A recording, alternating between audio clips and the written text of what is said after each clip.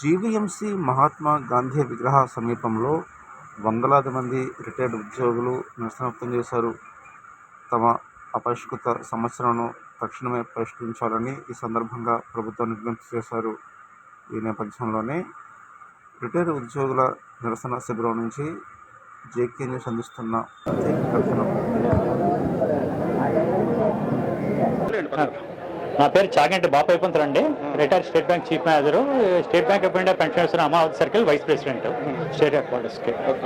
అంటే ఏంటి ఈరోజు ఇక్కడ ధర్నాకి పిలిపించడం కారణం ఏంటి?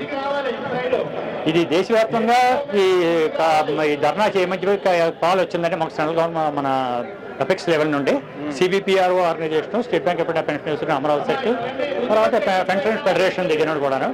ముందుగా ఏంటంటే గత 30 సంవత్సరాల దగ్గర నుండి కూడా మా రిటైరీస్కి పెన్షన్ రివిజన్ జరగలేదు. That is the main burning problem of pension association. అది 10 లక్షల మంది పెన్షనర్స్ ఉన్నారు, కానీ ఇంతవరకు కూడా పెన్షన్ అప్డేషన్ కానీ రివిజన్ కానీ జరగలేదు. అదే మిగతా విషయాలు కానీ తీసుకున్నట్టుగైతే ప్రతి 4 సంవత్సరాలకి బైపార్టీ అగ్రిమెంట్స్ కరెంట్కు వర్కింగ్ యూనియన్స్ కానీ వర్కింగ్ ఆఫీసర్స్ అసోసియేషన్ కానీ 4 సంవత్సరాలకు కూడా అది జరుగుతూ ఉంటుంది. మా పెన్షన్ విషయం బట్టి ఇంతవరకు మాకు జరగలేదు.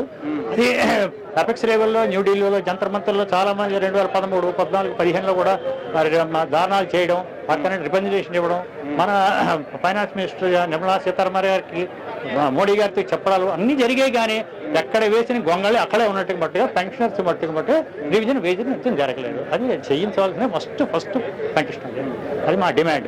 ఇవాళ ఇప్పుడు దీనివల్ల అంటే ఏదైతే ఈ పెన్షన్ రివిజన్ ఉందో దానివల్ల ఎంత మేర మీరు అదనపు ఆదాయం అంటే ఇప్పుడు దాకా రావాల్సింది కోల్పోయి ఉన్నారు? అది మనిషికి కనీసం మినిమం 10,000 to 20,000 రూపీస్ రావాలండి మా దాంట్లో మరి పర్ మంత్. అది ఇంతవరకు మన నేషనల్ లెవెల్లో ఎప్పటికీ పెన్షన్ లేదు. ఆల్ బ్యాంక్స్ ఎవరికి రావాలి. అది ఎప్పుడు మరి డేట్ ఆఫ్ రిటైర్మెంట్ దగ్గర నుండి అప్పుడు రావాలి. దాని తర్వాత ఏంటంటే ఈ మధ్యన 12th బైపార్టీ ఎట్లోనేమోని అవార్డ్ స్టాఫ్ కింద supervising state bank of India ఎఫెక్స్లోనే 12,400 కోట్లు ఇయర్ మార్క్ చేశారు. దాంట్లో ఏంటంటే మేము పెన్షన్ రివ్యూని అడుగుతూ ఉన్నప్పుడు వాళ్ళు ఇయర్ మార్క్గా ఏంటంటే 1% అది అలాట్మెంట్ 1,200 కోట్లు మాకు ఎస్గ్రేషియా అని చెప్పి కంటు తుడుపుగా ఎక్స్గ్రేషియా ఇచ్చారు. మేము ఎస్గ్రేషియా అడగలేదు అసలు.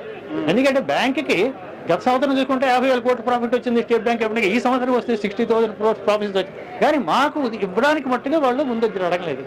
అంచేత మాకు ఎస్గ్రేషియా అడగలేదు. ఎస్గ్రేషియా కండిషన్ కూడా ఏం చెప్పారు వాళ్ళని, ప్రతి సంవత్సరం రివ్యూ చేస్తున్నారు. 2003లో ఇచ్చిన తర్వాత ఒకరికి 2,600, 2,300 ఆ బేసిక్ పేని బట్టి ఆ పెన్షన్ ఎస్గ్రేషియా వచ్చి ఆ ఎస్గ్రేషియా కూడా ఇంతవరకు కూడా రివ్యూ అవ్వలేదు. అది మేము రివ్యూ కావాలని అడుగుతున్నాం. ఇప్పుడు ఈ సమస్య కేవలం స్టేట్ బ్యాంక్ ఎంప్లాయీస్ లేకపోతే ఆల్ బ్యాంక్స్ కి తెలుసు, not only state bank of India, అంతమంది బ్యాంక్స్ దేశవ్యాప్తంగా